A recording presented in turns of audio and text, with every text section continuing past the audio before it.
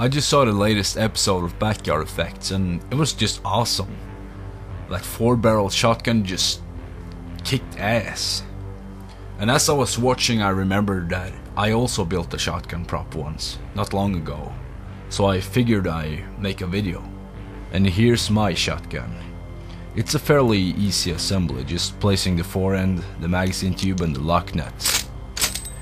I modeled it after the traditional Remington 870 shotgun, with a classic pistol grip stock and a 5+1 magazine.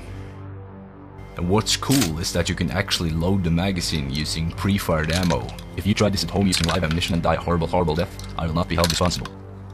So that pretty much wraps up my shotgun. But I'm guessing a lot of you may wonder about how I made this bad boy. Well, it sure wasn't easy, but I eventually got the hang of it. But before I go, I want to thank Indie Mogul and Eric Beck. Not only for featuring me on your effects, but also for inspiring us to become better filmmakers. And my favorite part, they're bringing us a brand new build episode every week. Every single week. And that's cool.